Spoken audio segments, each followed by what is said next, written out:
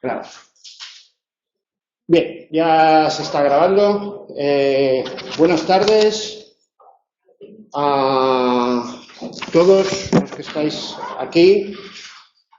Veis ahí la hora, son las 8, las 9 menos 26 minutos.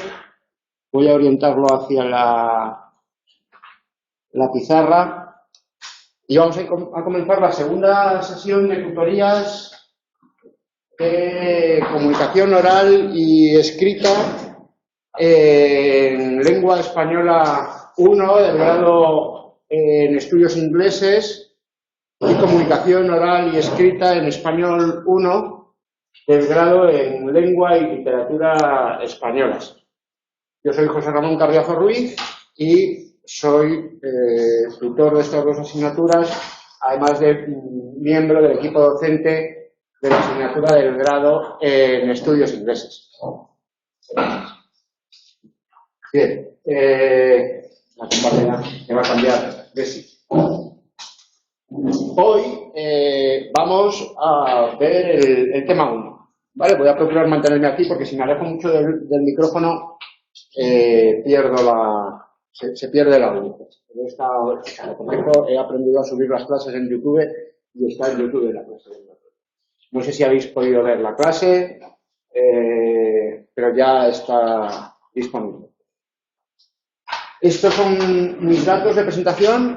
La matrícula está abierta hasta el día 25, por lo tanto, hoy todavía hay gente que no ha tomado la decisión de si va a venir o no va a venir, y hoy hay gente, acabo de repartir fotocopias, que es su primer día.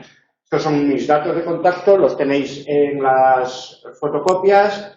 Este es mi correo de tutor, alguno de vosotros ya me ha escrito y a algunos de vosotros ya os he escrito desde ese correo. Al escribiros he tenido un pequeño problema, no me digas que me he dejado la lista encima de la mesa del despacho. Bueno, vale.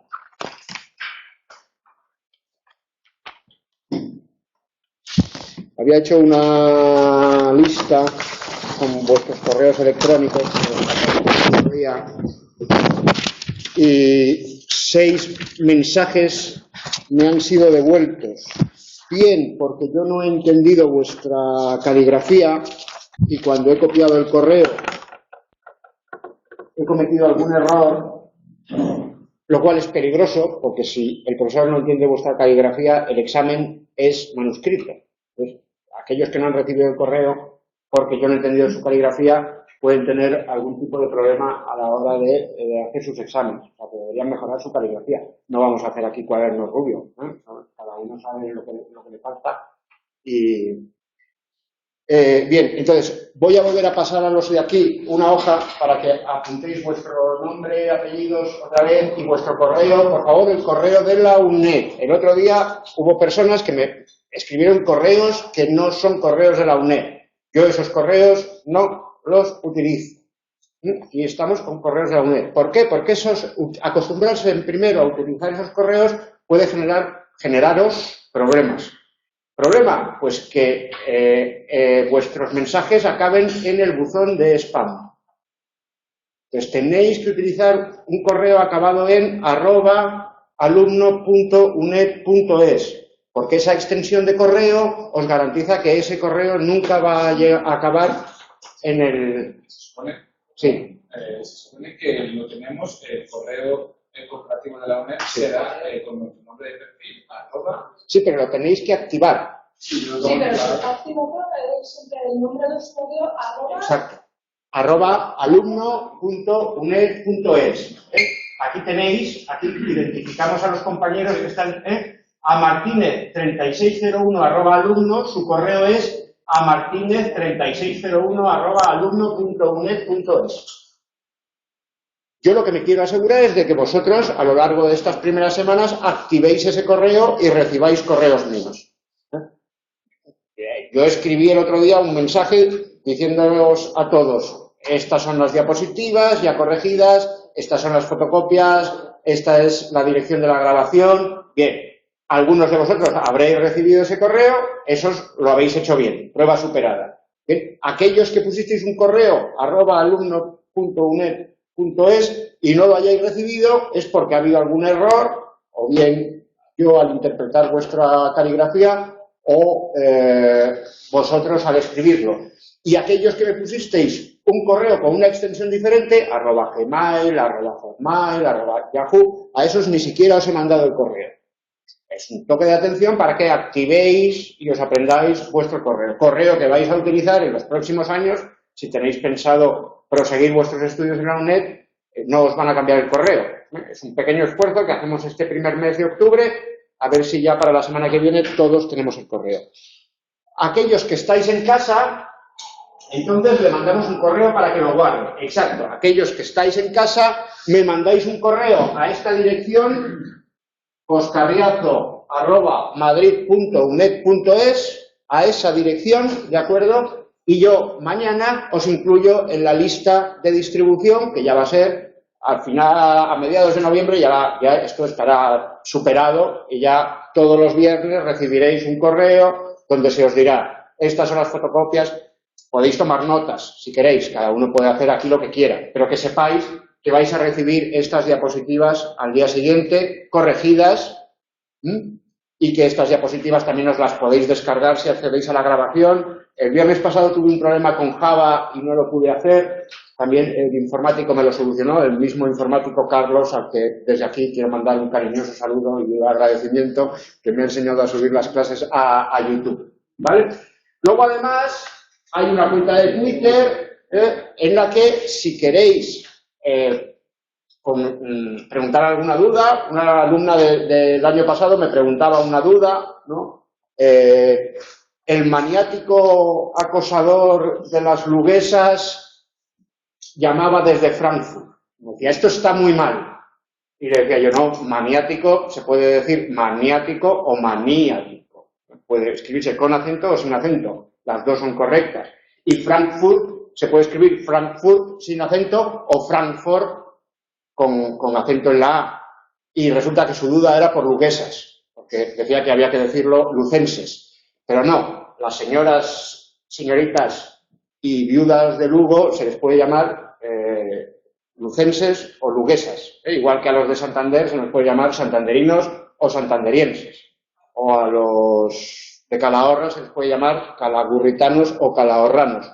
Muchas veces hay dos gentilicios. Si hay dos gentilicios o dos posibilidades de acentuación, no se puede decir que aquella que preferimos nosotros es correcta y la que a nosotros no nos suena o no utilizamos sea incorrecta. Hay que estar. Si queréis tuitear algo relacionado con, tuitear, verbo que aparece en el diccionario, si queréis tuitear algo relacionado con la asignatura, le ponéis esta etiqueta, ¿vale? También hay un grupo en Facebook, esa es mi dirección de Facebook, pero el grupo en Facebook se llama Tutorías COEL1 y COEL2.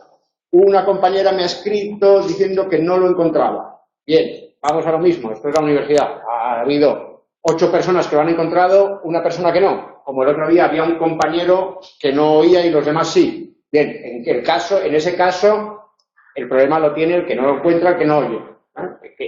Y como somos mayores de edad, universitarios, tenemos recursos, pues tenemos que saber. El recurso que ha utilizado esta compañera, que es escribirme a mí a Facebook, pues no es el mejor de los recursos. Mejor utilizamos el correo electrónico. ¿Por qué? Porque yo salgo con prisa.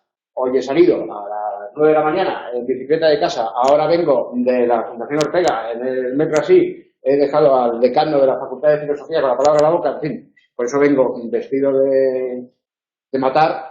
Bueno, pues uno de repente se encuentra con un mensaje, es que no encuentro, pues busque. Mientras que el correo no, el correo lo veo a una hora en la que yo estoy allí, ya me he tomado mi desayuno, mi zumo de naranja, perfectamente equilibrado con mis... Hay un blog también, en el blog podéis encontrar la información y hay una página personal. Esta es la página personal, tal como nos lo da la UNED, pero si queréis acceder a mi página personal, es mejor que en Google escribáis José Ramón Carriazo Ruiz, UNED, y entonces aparece, no vale José Ramón Carriazo, porque José Ramón Carriazo hay dos. Hay uno en Colombia y yo. Solo hay uno negro, solo hay uno blanco. Pero hay dos, José Ramón Carriazo. José Ramón Carriazo Cabarcas y José Ramón Carriazo. Somos amigos, no nos conocemos personalmente, pero nos hace mucha gracia. Bien, entonces buscáis José Ramón Carriazo Ruiz y ahí en la página web de la UNED tenéis todos mis datos de contacto, ¿vale? Estos y más, Skype, aunque también tengo algunas redes sociales que son personales. Y luego, todos los profesores de la UNED tienen una página web, entonces nunca me escribáis para decirme ¿cuál es el correo electrónico de la coordinadora de la asignatura? No. ¿Sabes cómo se llama la coordinadora de la asignatura? Pues buscas nombre, apellidos, UNED en Google y ahí tienes el correo. También una compañera de máster el otro día me dijo que es que tenía 3 correos de la Secretaría de Alumnos de máster y que si le podía yo decir cuál era el correcto. Vas a la página web de la UNED, pones en el buscador Secretaría Alumnos Máster y el que coincida de los 3 que tienes con el que aparece en la web es el correcto.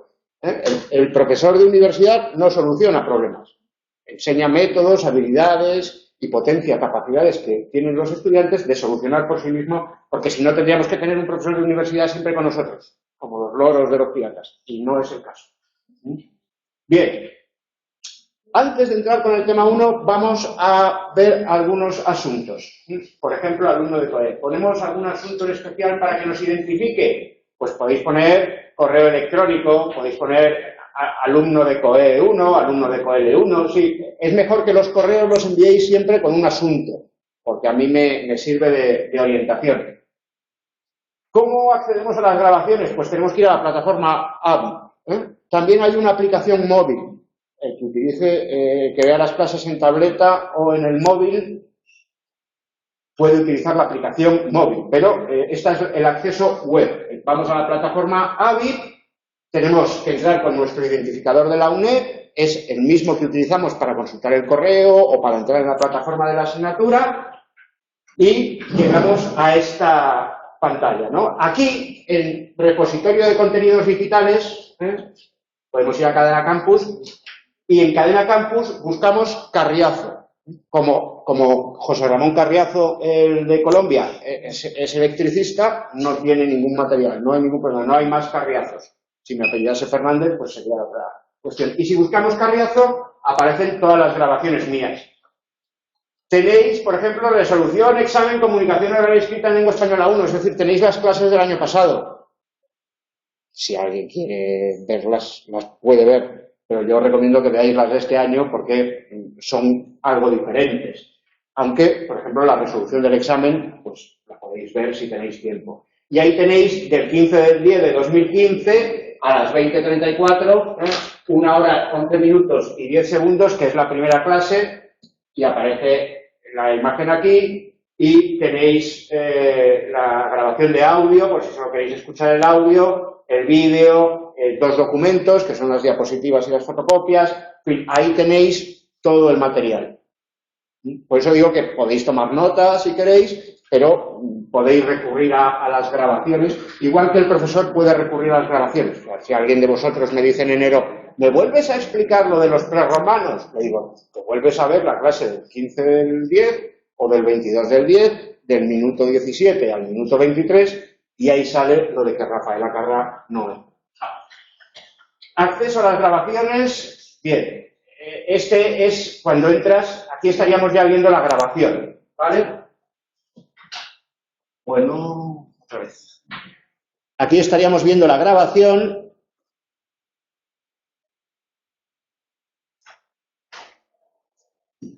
En esta pantalla me veis a mí y aquí lo que veis son las diapositivas, ¿vale?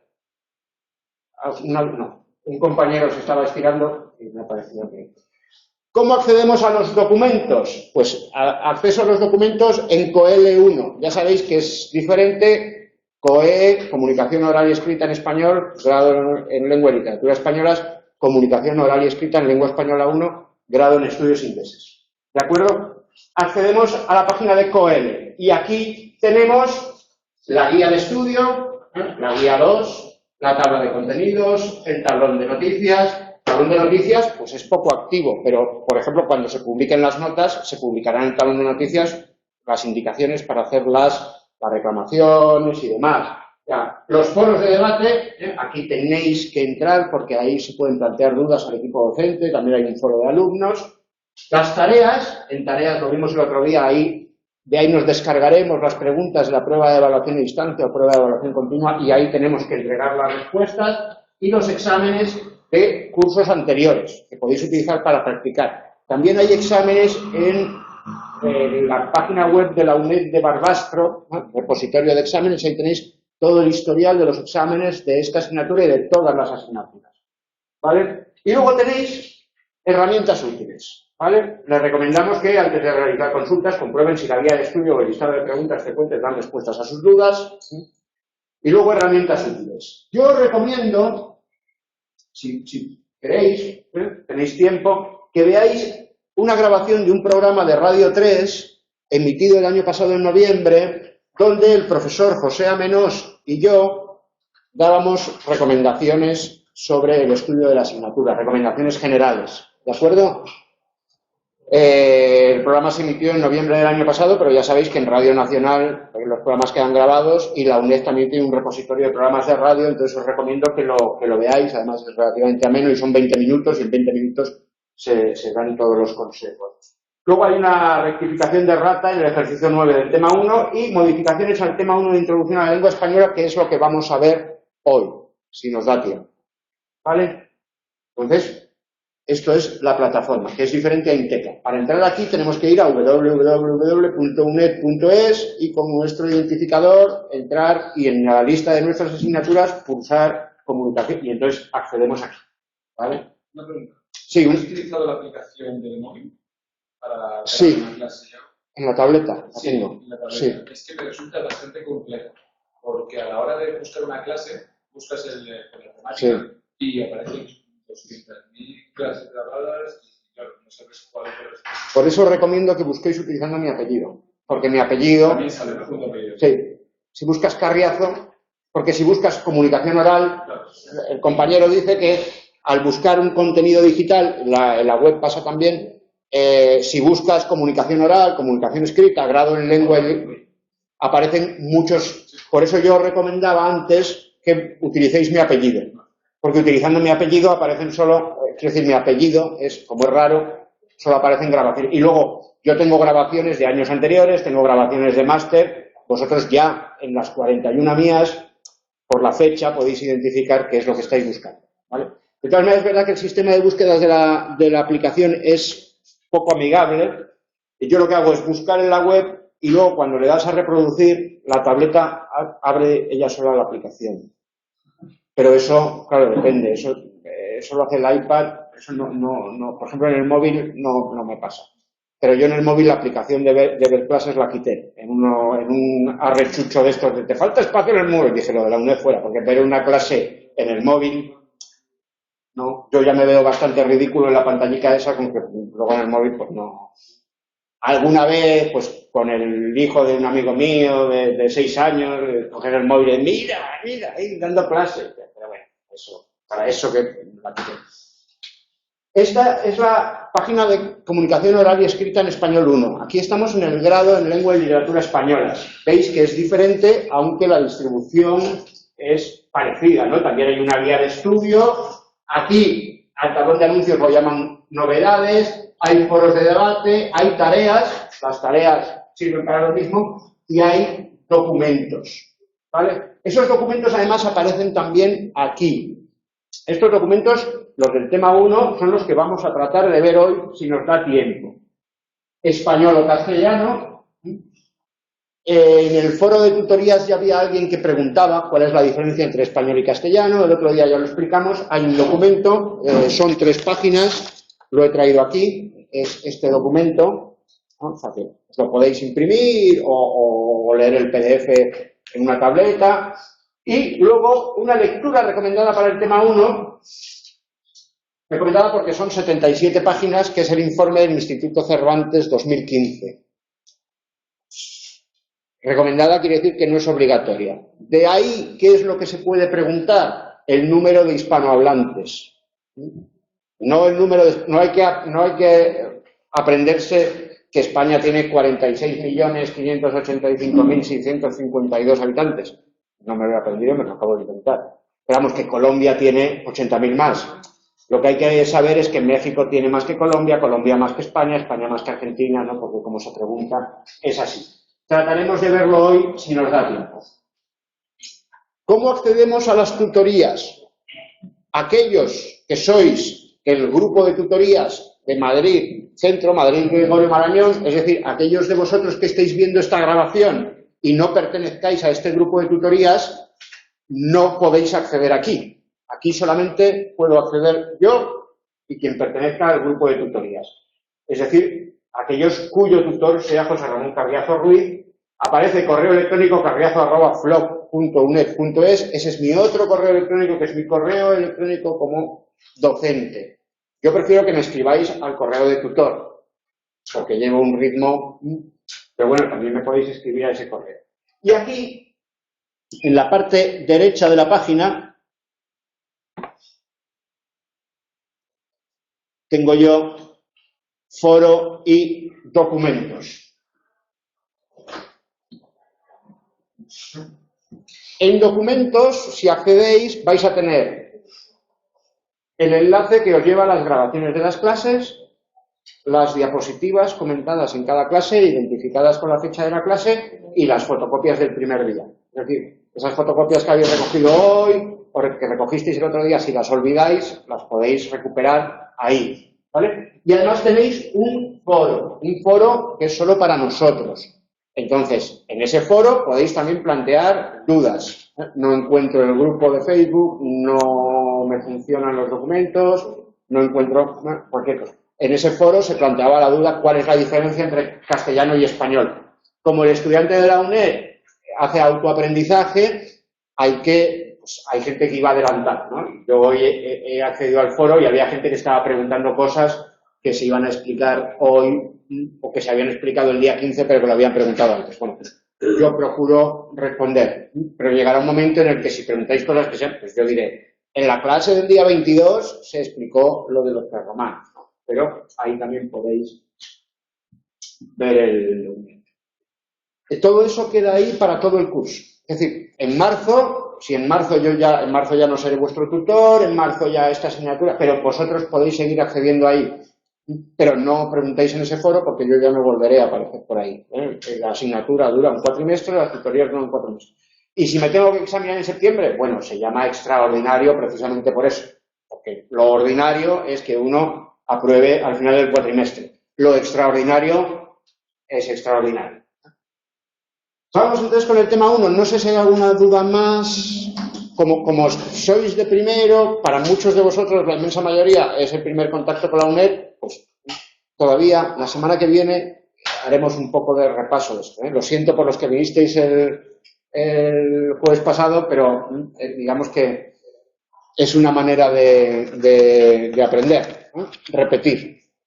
Vamos entonces, si os parece, con el tema 1 y según nuestro plan inicial, que aparece en las fotocopias, hoy lo deberíamos ver entero. Por eso yo el otro día os recomendaba que os leyeseis en las páginas 19 a 30 del libro Introducción a la Lengua Española y si podíais preparaseis los ejercicios de la página 421. No sé si nos dará tiempo a llegar a los ejercicios. Si os los habéis leído, pues bien. Si no os lo habéis leído, pues después de ver esta grabación o después de ver esta clase, lo suyo sería leeroslo. ¿Para qué? Para poder plantear dudas. Porque una semana antes del examen, la avalancha de dudas y la avalancha de trabajos, yo estaré corrigiendo las pruebas de evaluación continua, luego tendré que ir a examinar, a saber, lo mismo me voy al Perú, lo mismo me voy a Chile, no sabemos lo que va a pasar en enero. Entonces, no dejéis las dudas. Y sobre todo, ya sabéis que hay 2 semanas de exámenes. No, yo como me presento en la segunda semana, pues entonces tengo más tiempo para estudiar y entonces también puedo plantear dudas. No, se acabó el cuatrimestre. Nuestra misión, o sea, en educación la justicia es dar a cada uno de acuerdo con sus capacidades para el máximo desarrollo de su potencialidad. Eso es pero la calificación no va de justicia, la calificación va de igualdad. No es lo mismo la justicia que la igualdad. Por eso a Carlos IV le parecía una barbaridad la Revolución Francesa. liberté, égalité, fraternité, y decía, y la justicia en España es que somos muy de justicia, porque la igualdad y la justicia no es lo mismo. Pero la evaluación va de igualdad, todos tenéis que llegar en las mismas condiciones desde el punto de vista del profesor, con lo cual la semana de en medio de los exámenes ni se contestan dudas, ni se atiende a los alumnos, porque sería favorecer al que se presenta en la segunda semana, que ya de por sí está favorecido porque cuenta con 14 días más para estudiar, pero autoaprendizaje, ¿vale? Entonces, el 3 de febrero no me podéis escribir a mí para ver si los celtas y los celtíberos eran prerromanos o no, porque ya no es momento de contestar. Lo normal, el profesor de la UNED normalmente no contesta. También se puede, si a uno le escriben por Facebook o por Twitter y le cogen en mal momento, pues se puede llevar. Entonces, vamos con los antecedentes lingüísticos de la península ibérica. La península ibérica, recordad, las dos con minúscula. Cuando hablamos de la península y nos referimos a la península ibérica, por antonomasia, entonces le ponemos mayúscula, porque es por antonomasia. Pero cuando decimos península ibérica, igual que islas británicas, península itálica o península de la Magdalena, con minúscula. Cuando decimos península de la Magdalena, escribimos Magdalena con mayúscula porque se refiere a María Magdalena, no se refiere al bollito con forma de copete. Este tipo de dudas las podéis solucionar, por ejemplo, en la Fundeu. www.fundeu.es, consulta y ahí os explican en qué parte de la ortografía española y por qué, cuáles son las razones de que se escriba desde 2010 con minúscula, ¿vale? En el libro aparece con mayúscula. El otro día vi la grabación y me di cuenta de que digo mucho mal.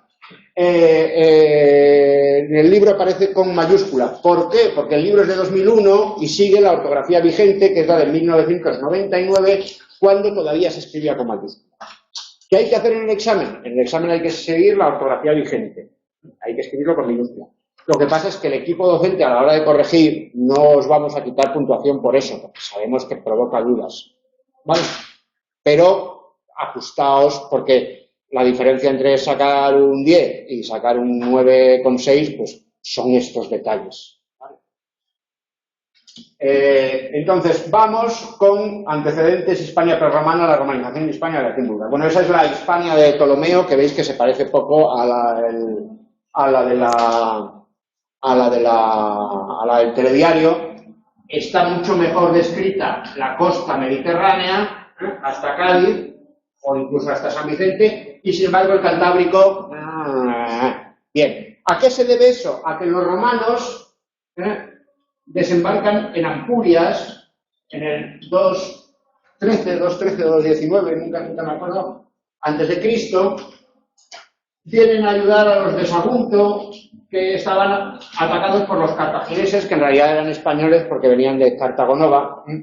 Y bueno, en el contexto de las guerras púnicas se enfrentan los romanos con los cartagineses en la península. Entonces la romanización, las primeras décadas, ¿qué tenemos? ¿El año nuevo chino? Creo que no se oiga. Tenemos música callejera. Entonces, los romanos lo que hacen es, en verano pasan el Ebro, saquean al otro lado del Ebro las riquezas de los iberos y de los cartagineses y de los turdetanos y de los tartesios, que eran muy ricos, y luego los inviernos los pasan entre el Ebro y los Pirineos, que es la zona más romanizada, donde empieza la romanización. Luego ya siguen la conquista de Levante y la Bética, que es la segunda parte, y por último se continúa la conquista de Lusitania y del Alto Ebro y finaliza en el 19 a.C. Pues, perdón, os voy a poner aquí en Cartagena. El 19 a.C. Augusto vence a los cántabros y a los astures y se abre el Ara Pacis y comienza un periodo de paz que dura unos 50 años. En ese periodo de paz nace el Hijo de Dios, Augusto, que después de la guerra se va a Tarragona y no vuelve a Hispania nunca, pero bueno. Esta es la Hispania Entonces, esta es la zona más tempranamente romanizada. Aquí estarían los tartesios, ¿vale? Y corresponde con la zona ibérica, de lengua ibero-turbetana.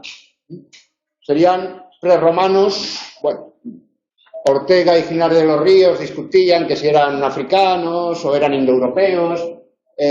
Si Humboldt y Astarloa decían que hablaban vasco. Esto viene de Larramendi. Bueno, es difícil saber lo que hablaban. Han quedado inscripciones, pero no se pueden leer. Entonces, no se conocen las lenguas ibéricas, aunque sí parece demostrado que no son indoeuropeas. El resto son lenguas indoeuropeas de la familia céltica, pero celtas de Occidente, no celtas de Oriente. Entonces, hay unas que son mezcla indoeuropea e ibérica, que son las celtibéricas. Nosotros estaríamos aquí en la Carpetania, por eso Madrid es la Mantua Carpetana. La capital de la Carpetania es Complutum, que es Alcalá de Henares, y los carpetanos, la tribu de los carpetanos, eran celtíberos, ¿no? Pues están en Celtiberia, igual que Numancia, aquí, más o menos, también eran. Y luego están los lusitanos, que serían de tipo céltico occidental. A camino entre los ibéricos y los celtas estarían los vascos, que ahí la pesa lo representa pues, como extendiéndose hasta Asturias, aunque en realidad parece ser que los vascos eran aquitanos y pasan después, con lo cual aquello de que los vascos son la población originaria del País Vasco, pues no, se lo inventó Sabino Arana, que se inventó el PNV, que se inventó la bandera, que se inventó. Pero bueno, no nos vamos a meter en Honduras, que tenemos campaña electoral en el cuadrante. Hispania prerromana. ¿Qué nos dice el libro? Antes de la llegada de latina a la península ibérica, con minúscula, existía un conglomerado de lenguas conocidas como ibéricas. Ibérico, tartesio, céltico, celtibérico. Las lenguas ibéricas son todas. El ibérico es una lengua ibérica. ¿Por qué? Porque las lenguas ibéricas son las de la península ibérica. Igual que las lenguas itálicas son las de la península itálica. ¿Vale? Ibérica, la península ibérica, el origen, el iber, fenicio. Iberia significa la lengua, el territorio de los conejos, porque era el conejo cunicus, el animal, porque era famoso en la península porque había conejos. Y ahora si vais a pasear por la casa de campo, el animal que veis es el conejo. O sea que en Madrid sigue siendo el mamífero más, bueno, hay más hombres que, bueno, no sé, habría que contarlos, pero entre hombres y conejos es el mamífero más abundante de Madrid. Y además estaba el vasco y el euskera. Entonces, lenguas prerromanas, las ibéricas y el vasco, que era una lengua de la península ibérica, pero que el manual lo trata como lengua aparte. Esta lengua es el antecedente del vasco actual, el protovasco. No es que en la península ibérica se hablara el vasco que se habla ahora, que se enseña en la educación en el País Vasco y en Navarra, no es el vasco que se hablaba, no, el vasco que se hablaba ahora es el descendiente. Lo que se hablaba entonces era un protovasco. Actualmente se habla en Navarra, en la comunidad autónoma del País Vasco y en Lapurdi, Zuberoa y la Baja Navarra, ¿no? Las tres. Que se llama, ¿cómo se llama? El vasco este de Francia, siempre el vasco del norte. Iparralde, el vasco de Iparralde. Ipar es norte y Alde es región. Iparralde es la región del norte. ¿Vale? Que es la Baja Navarra. La Navarra española es la Alta Navarra porque lo de baja y alta es visto desde Francia. Entonces, bajo significa cerca y alto significa lejos. Igual que la Baja Edad Media es siglo XIII, XIV, XV y la Alta Edad Media es el siglo VIII. ¿Por qué? Porque la parte de la Alta Edad Media que nos queda cerca es baja. Bueno, pues el pasado es arriba y el presente es abajo. O lejos es arriba y cerca. Entonces, Navarra recibe el nombre desde el punto de vista, bueno, punto de vista de que ponen los nombres, que es el otro lado de los pinos. Lenguas, entonces, prerromanas, el vasco. La romanización, el proceso de romanización lleva 3 siglos. Bueno, he dicho 213, pues 218. Desembarco de los escipiones en Ampurias, 19 a.C., fin de las guerras cántabras. Dura 3 siglos. El hecho de que la reconquista dure 3 siglos, mientras que César conquista la Galia en 12 años, dio origen al mito de los guerreros y resistentes que eran los pueblos prerromanos. Como todos los mitos históricos, no tienen nada de verdad. Eso de que detrás de los mitos históricos hay algo de verdad, no, detrás de los mitos históricos lo que hay es mitos históricos. Entonces se romaniza primero el nordeste del Ebro, luego el litoral mediterráneo y la Bética, y más tarde la Lusitania y el norte peninsular, que es lo que os he mostrado yo antes en el mapa. No tenéis que estudiar el mapa, pero fijaos que yo utilizo el mapa para que ayudaros a comprender y a memorizar lo que tenéis que estudiar, que es el libro, ¿vale?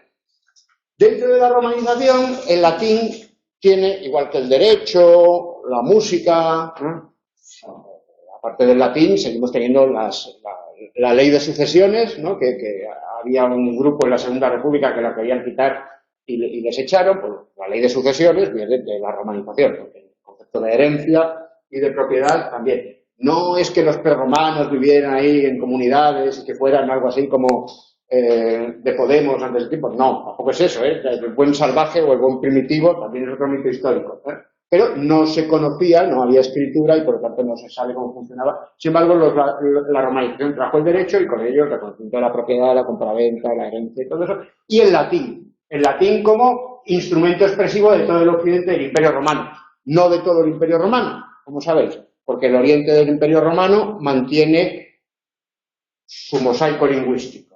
El griego, pero también el siriaco, también el arameo, también el hebreo.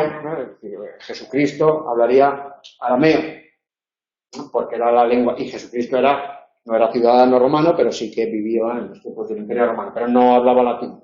Por eso la Biblia primero se traduce del arameo al griego, los 70, y luego del griego al latín, lo cual llena el latín en la esfera religiosa de helenismos, de palabras provenientes del griego, ángel, iglesia, etc. ¿Qué tipos de latín hay? Hay un latín que es el latín arcaico, el de Plauto, el de Terencio, más o menos desde los orígenes del latín, en el siglo VIII, en las primeras inscripciones, hasta el siglo II, siglo I, en el que llega la época clásica, en el siglo I antes de Cristo. Siglo I antes de Cristo, etapa clásica, latín clásico. El latín clásico nosotros el que estudiamos es el latín renacentista, que es la reconstrucción del latín clásico a partir de los textos de los autores que nos suenan como autores latinos: Cicerón para la oratoria, César, Tácito para la historia, Tito Livio también para la historia. Bien, bueno, Tácito es del siglo I. Tito Livio, Tito Livio, tal. Ese es el latín clásico, latín conocido por la literatura. Virgilio, sería también Virgilio de la época de Augusto, Ovidio, ¿no? Ese es el latín clásico. Es un latín que nunca se habló, es un latín literario, ¿vale? Pero que es el latín que se estudiaba en las escuelas, porque en la escuela lo que te enseñaban era, como hoy en día, a escribir, porque hablar cada uno aprendía en su casa. ¿Qué es lo que se hablaba? Lo que se hablaba era el latín vulgar. No nos tenemos que dejar confundir por el nombre. No es que los viejos hablaban arcaico, los ricos hablaban clásico y los pobres, que eran unos vulgarotes, como son los pobres siempre, hablaban vulgar. No. Es decir, el arcaico se hablaba hasta el siglo I, es decir, lo hablaba todo el mundo y lo escribía todo el mundo hasta el siglo I, y en el siglo I antes de Cristo y sucesivos, los cultos escribían un latín que era el latín clásico y todos hablaban latín vulgar. Es decir, Cicerón escribía latín clásico, pero hablaba latín vulgar. Hablase en el Senado o hablase en el mercado, ¿vale? Lo que pasa es que tanto en el Senado como en el mercado había gente que no escribía, que eran iletrados, y esos hablaban siempre vulgar.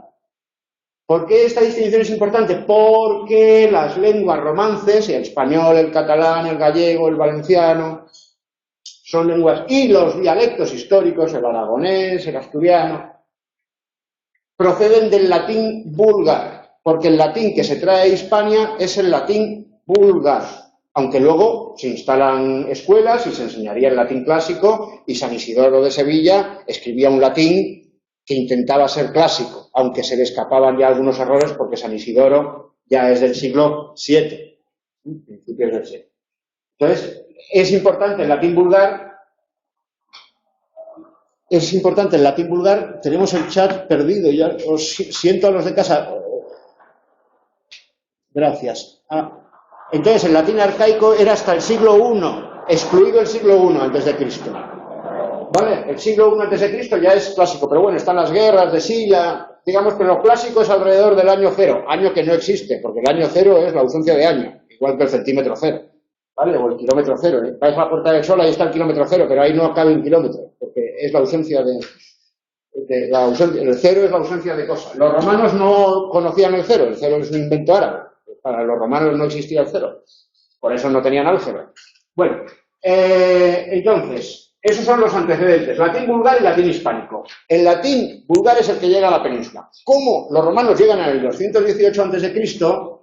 Es un latín vulgar de tipo arcaico. Y en la península ibérica, las lenguas de la península ibérica, sobre todo las occidentales, tienen palabras que son propias del latín arcaico, es decir, del latín vulgar de antes del siglo I. Caecus, en español ciego, frente a orbus aboculus. En francés tenemos aveugle, que es alguien al que le han sacado los ojos. Alguien al que le han sacado los ojos es ciego, pero como se decía en latín arcaico es caecus, de donde viene el español ciego o el portugués cego.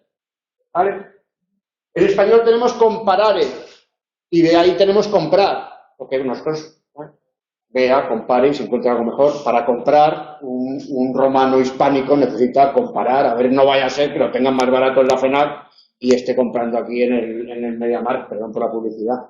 No, pues que justo esa televisión está, bueno, ya estamos comparando, la costumbre. Mientras que acheter del francés es acaptare, que es coger pa' uno. Coger pa' uno también es comprar. El francés coge pa' uno, coge para uno mismo, ¿vale? O silere, que es lo arcaico, que es mantenerse en silencio, tacere, de ahí viene Tácito, el que habla poco, o callare. Callare es latín vulgar. Cuando una palabra del latín lleva un asterisco, quiere decir que no se encuentra documentada en la literatura y que por lo tanto esa forma sabemos que existía en latín vulgar a partir de la reconstrucción comparativa de las lenguas romanas. Nosotros sabemos que existía algo así como callare, que significaba callar, mantenerse en silencio, porque en español se dice callar. ¿Vale? Frente al francés que es que es taque, o tache. Bien, tenéis comedere y manducare, manger, comer, mensa tabula, table, o en catalán taula, frente a mesa, formosus bellus, hermoso, bello, pero en español tenemos bello también. Como en francés, bel, sí, porque Garcilaso lo introdujo porque le parecía poético, pero en español bello es un italianismo, ¿no? O caput testa, la testa del italiano, la tête del francés, frente a la cabeza nuestra, es un diminutivo de caput, porque la cabeza es lo que tenemos al final del cuerpo. Tenéis que imaginaros un muerto, y cuando vas a un velatorio, siempre te pones a los pies del muerto. ¿Qué es lo que hay al final? La cabeza. Pues el finalillo del muerto es la capitia, la cabeza, frente a la tête, ¿no? La tête, que es testa, que en realidad significa olla, ¿no? Cuando dices se te va la olla, es una metáfora también, porque en una época en la que se utilizaban armas de hierro contundentes, pues la cabeza tendía a acabar hueca, ¿no?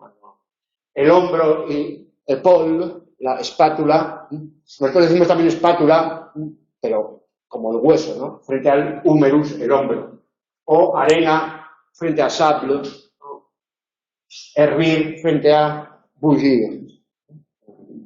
Hervir el agua, ¿no? Lo que hace el agua cuando alcanza la temperatura de ebullición. Bien. El latín de Hispania, por lo tanto, el latín vulgar de Hispania es diferente al latín vulgar de la Galia, que es diferente al latín vulgar de la capital del imperio, que es diferente al latín vulgar de Rumanía y de Dalmacia, eso da lugar, esas pequeñas diferencias en el latín hablado, porque el latín clásico es igual en todo el imperio, pero el latín vulgar, como es lengua hablada, igual que el español escrito es igual en Buenos Aires, en México, en Cuenca, España y en Cuenca, Ecuador. Sin embargo, el español hablado es diferente. En Cuenca, Ecuador, en Cuenca, España, en Zamora, Ecuador, ¿vale? O en Laredo, Texas, o en Laredo, España. Bueno, Laredo, Texas, sí. Al desmembrarse el Imperio Romano, nos cuenta el libro que esas diferencias se van acentuando. ¿Por qué? Porque la Edad Media supone una crisis en la educación, en la enseñanza, deja de haber una minoría letrada, o esa minoría se hace todavía más minoría, y lo que sobrevive, lo que pasa de padres a hijos, digamos, es el latín hablado. En ese pasar de padres a hijos van surgiendo diferencias. Esas diferencias permiten establecer dos grandes áreas. Occidente, hay una línea en Italia, ¿no?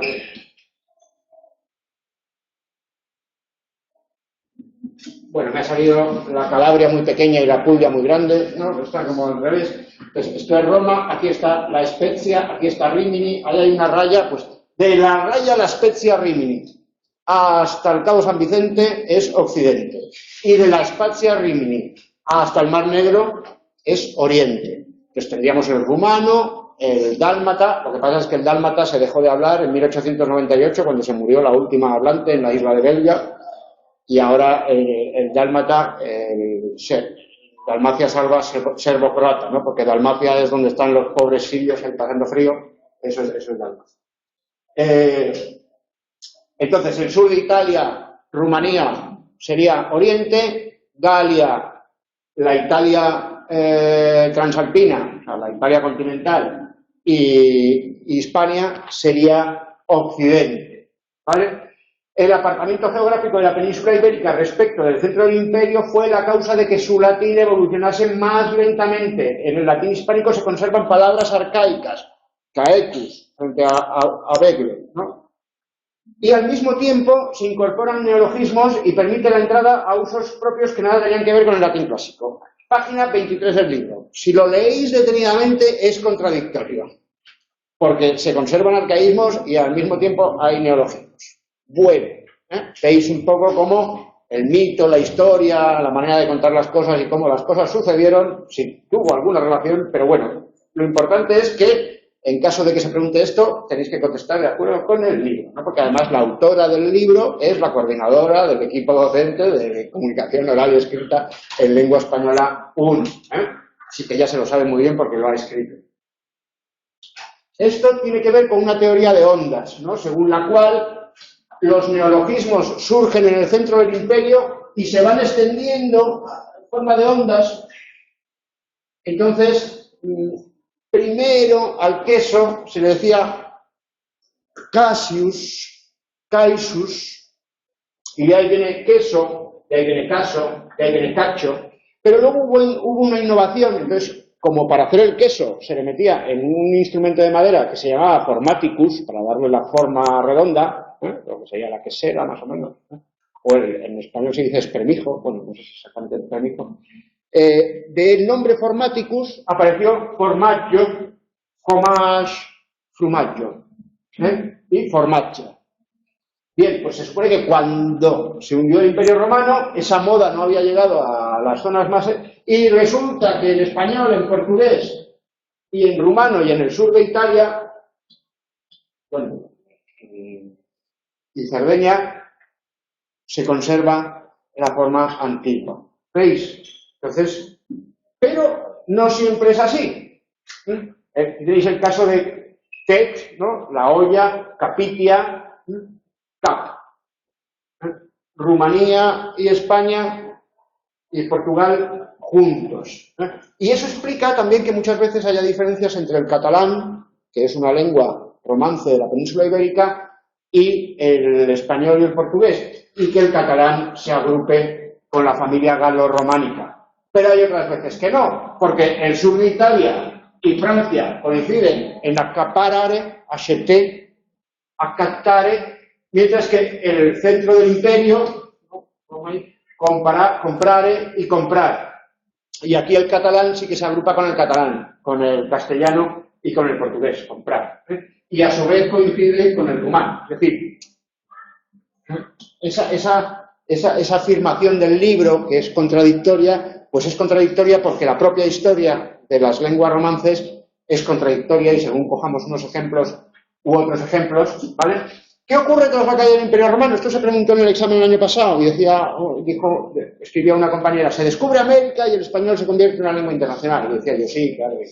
Y Adolfo Suárez es nombrado presidente del Consejo de Ministros. Pero tras significa tras, 411, siglo V, lo que ocurre a partir del siglo V. Del siglo V al siglo VII, la península ibérica es administrada por los visigodos, que son los Westgoten, los godos del oeste. Lo que pasa es que ese West, que ahora estamos con el western y tal, estamos muy acostumbrados, pues en su momento se dijo Visi. Los Visis son los, frente a los Isis, que son los de Oriente, pues están los Visis. Los visigodos. Ahí hay una aparición incipiente de algunos rasgos prerromances, que es lo que decía yo de San Isidoro de Sevilla, que era visigodo, o San Braulio de Zaragoza, escribe en latín, pero es un latín en el que pues ya prefieren utilizar las preposiciones con el acusativo en lugar de utilizar el ablativo. Entonces prefieren decir in Hispaniam en lugar de utilizar el locativo Hispaniae.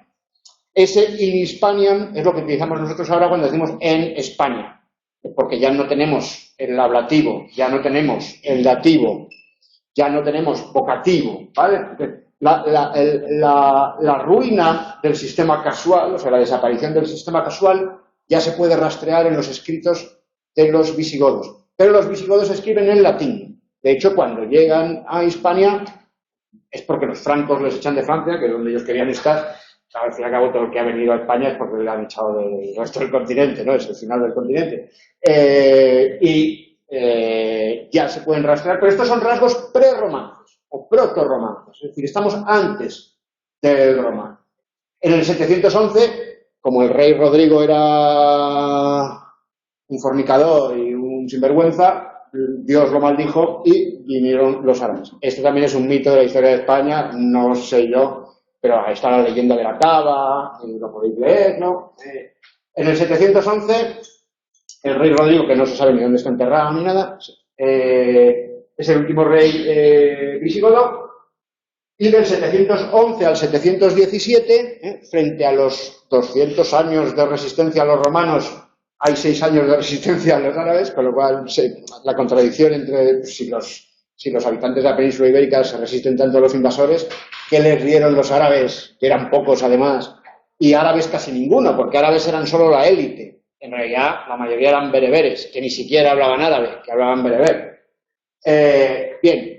Esta élite, bueno, se sabe casos de condes visigodos que se fueron a Damasco a convertirse enseguida para no perder las tierras. Cosa también muy... Hoy lo hubiéramos llamado corrupción. En aquel momento era lo normal, ¿no?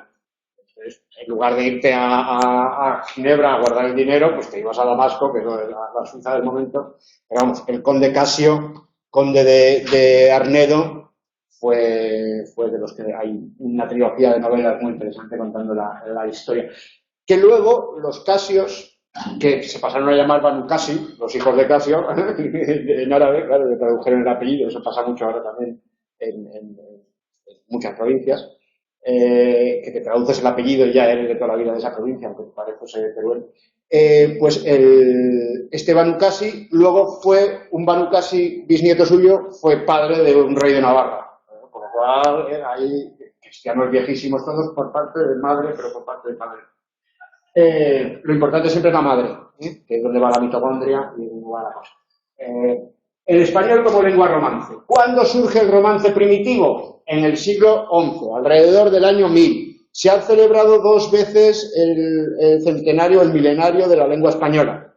En 1974 y en 1994, porque había un 7 que podía ser un 9, entonces lo aprovechó Franco diciendo que era un 7 y luego ya lo aprovechó la democracia en provincias como La Rioja. Pero bueno, vamos a poner, alrededor del año 1000, siglo IX, surge algo que es el habla vulgar. Se llama romance. El primer texto son las glosas emilianenses. La primera palabra es coño. Coño ayutorio de noso Señor Jesucristo. Es con el ayuda, con la ayuda, coño, escrito con O. Bien, ¿eso es castellano? No, es romance, romance. Algunos investigadores dicen que es navarro-riojano, otros dicen que es navarro-castellano, pero bueno, la cosa es emilianense de San Millán de la Cogolla, de harta mejor fama que rima.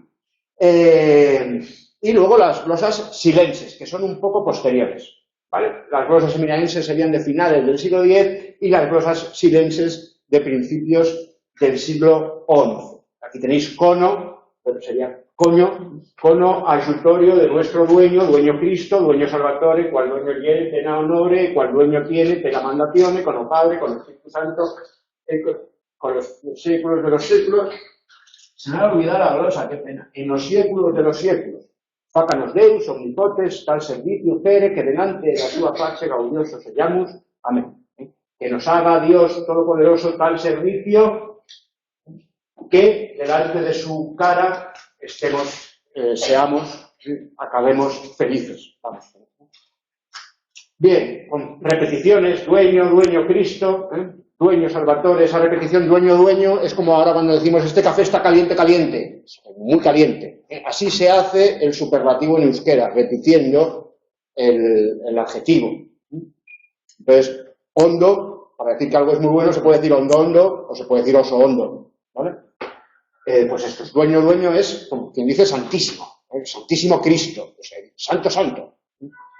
¿Vale? Esas son las primeras palabras en romance, primeras palabras en castellano, primeras palabras, bueno. Como la península está fraccionada, cada uno de los reinos tiene su propio romance con sus peculiaridades. Y si vamos en sentido contrario al que sigue el sol cuando se mueve por el cielo, porque ya sabéis que la Tierra está fija y se mueve, tenemos el gallego-portugués, ¿no? Que en los primeros siglos es la misma lengua, de hecho Portugal es musulmana, pero al conquistarse Portugal, ¿no? Va diferenciándose y luego ya estaría el brasileño, el leonés, el castellano, el navarro-aragonés, nos saltamos el euskera porque no es romance, ¿vale? Y el catalán, en el norte.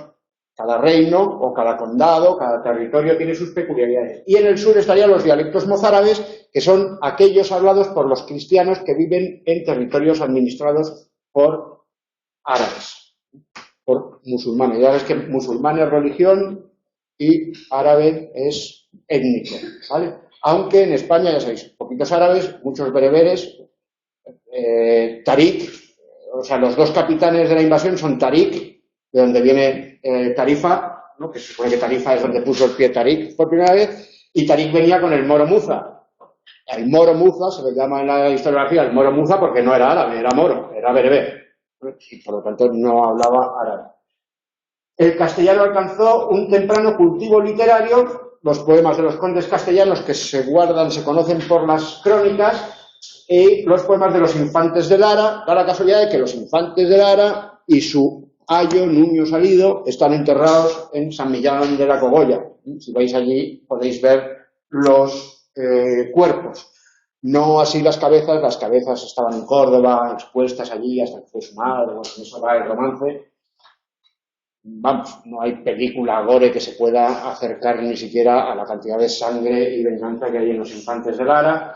Los castellanos, de todos los, siempre han sido los más broncas, ¿no? Los más, por eso al final se quedaron con más territorio en la Reconquista. Y luego el poema del mío Cid, ¿no? Que sabéis que Cid es señor, Por eso el que escribió el Quijote no fue Cervantes. El que escribió el Quijote fue Cide Hamete Benengalí, que era un señor y Cervantes compró en el mercado de Zocodover en la novela y se la hizo traducir a uno que sabía leer al jameado y luego lo publicó con su nombre. Bien, Cid de señor, entonces es el poema de mi señor, ¿no?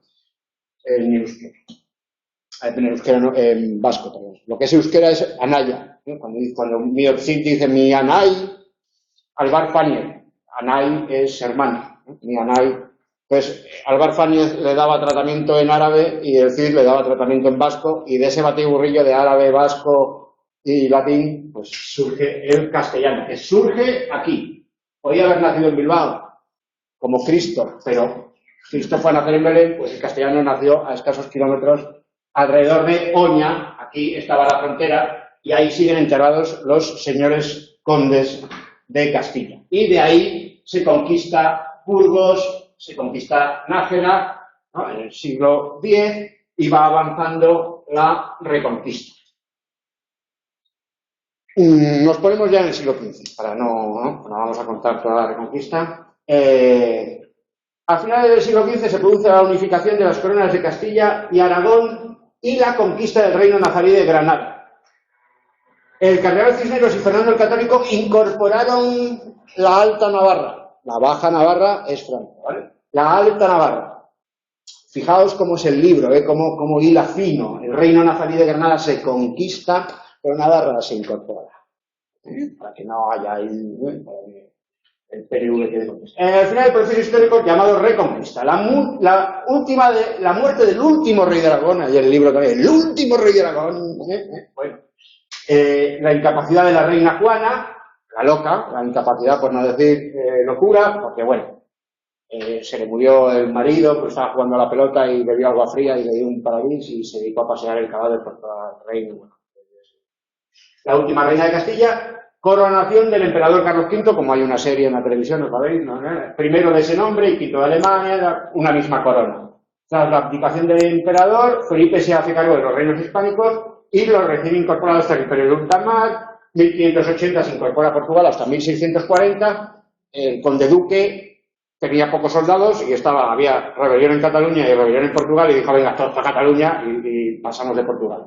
Si lo hubiera hecho al revés, pues Felipe II también pensó poner la capital en Lisboa, que ahora nosotros estaríamos hablando portugués y estaríamos viendo el mar y no estaríamos aquí en medio de este peñasco. Bueno, y Madrid sería pues como Cuenca, un sitio muy bonito. Tras la abdicación del emperador, tal. Bueno, en esa época el castellano empieza a llamarse español, es decir, en la Edad Media no hay español. En la Edad Media hay castellano, que es el dialecto central, pero no hay español. En esa época empieza a llamarse español porque empieza a estudiarse en el extranjero, pero que entonces no era el extranjero, es decir, se estudia en los Países Bajos, pero era una provincia unida a la corona, se estudia en Italia, pero también el sur de Italia o el milanesado eran territorios, el franco condado, es decir, son territorios donde la administración utiliza el español, pero que actualmente no se habla español. Se traducen obras muy importantes de la literatura, empezando con la Celestina, el Lazarillo, el Quijote, y a partir de ahí ya se puede hablar de español o lengua española. Da la casualidad de que español y castellano son sinónimos a partir de ahí, es decir, a esa lengua española también se le llama lengua castellana. El primer diccionario monolingüe del español, de 1611, de Sebastián de Covarrubias y Orozco, se llama Tesoro de la lengua castellana o española. Es decir, no, es que castellano y español no es lo mismo. Cuando estéis con unos amigos un sábado tomando cañas y se pongan a discutir de ese tema, os mirarán diciendo, vosotros que estudiáis letras nos vais a dar la razón a mí o a ti, pero nunca a los dos. Y os veréis en la obligación de darle la razón a los dos, lo cual normalmente suele enardecer las broncas. Dos grandes bloques, variedades, español de América y español de España. Esto es una visión un poco eurocéntrica, porque resulta que son dos bloques equivalentes, pero uno vale 19 y otro vale 1. Entonces, bueno, son dos bloques, pero digamos que español de España. Y luego no hay nada que sea exclusivo del español de América, aunque sí hay cosas que son exclusivas de algunas regiones de España. Por ejemplo, el seseo es típico de América. Bien, pero también en España se sesea, en Sevilla. Entonces, es típico, pero no exclusivo. ¿Vale? Y luego, la distinción de S y Z, por ejemplo, sí que es exclusiva de España, pero no es general de toda España. ¿Por qué? Porque Canarias es España y en Canarias no se distingue a esto. Entonces, cuidado con típico, con exclusivo, con este concepto de los dos bloques. Y luego en otras zonas, en África, en Guinea Ecuatorial y en otras partes del mundo. Distintas variedades del español de España, esto se preguntó también en el examen. En el español de España hay, por un lado, dialectos históricos. Dialectos históricos son aquellos... Estamos aquí, no escucho bien. Dialectos históricos son aquellos que proceden del latín, que son resultado de la evolución del latín en esos territorios, que son el asturleonés, que es el heredero de aquel romance medieval que era leonés, y el aragonés, navarro-aragonés, navarro-riojano-aragonés, que se conserva respectivamente en la cordillera cantábrica y en los Pirineos.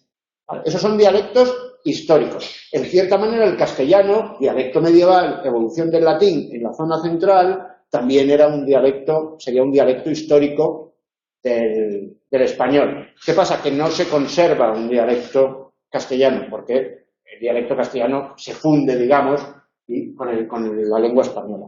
Y luego estarían los dialectos meridionales, que son andaluz, digamos así, grosso modo andaluz, aunque hay andaluz oriental y andaluz occidental, pero no nos metáis en eso, y el canario, ¿vale? El habla de Canarias.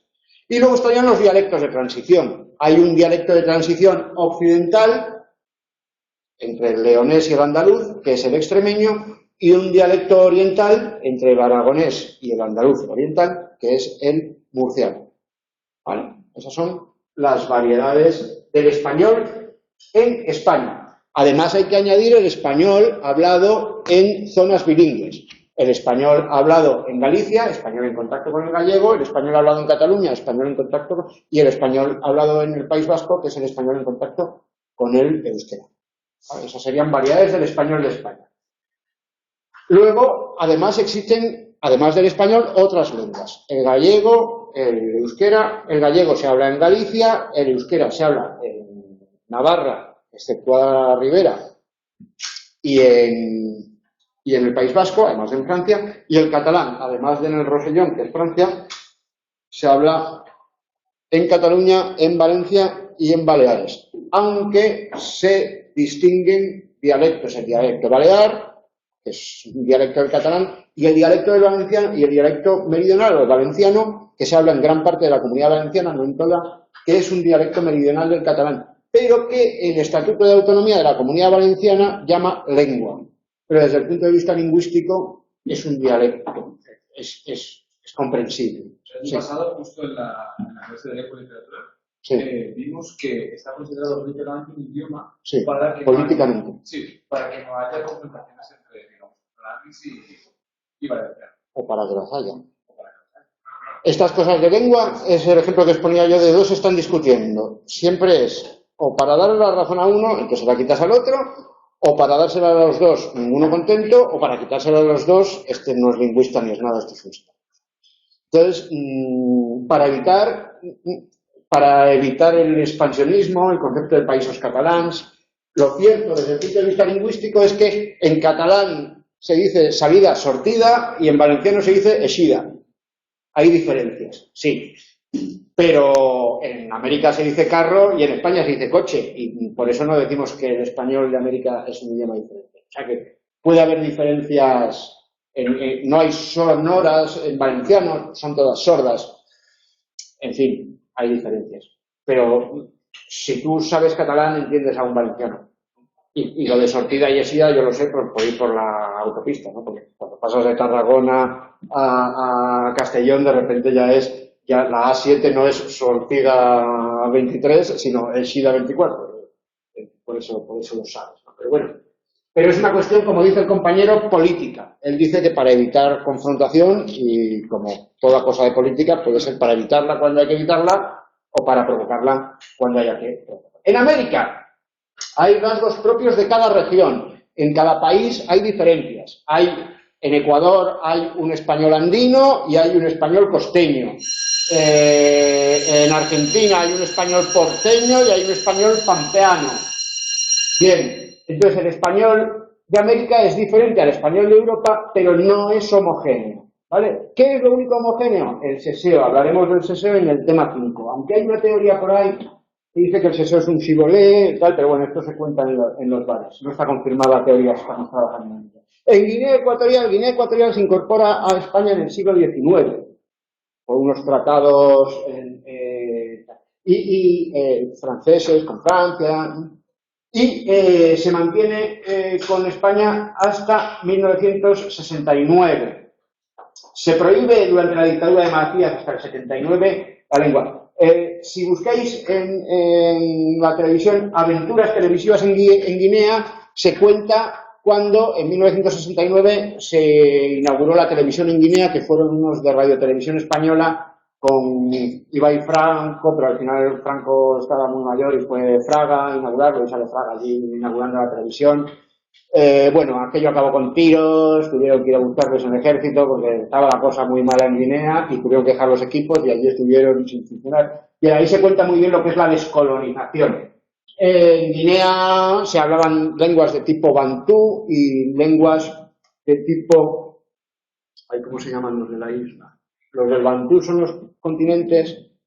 Estoy cansado, es que vengo de dar una cosa en muchas horas. Bueno, los de la isla hablan unas lenguas que no son bantúes y allí cada uno en su casa seguía hablando la lengua que le parecía bien y el español solo se utilizaba para la administración.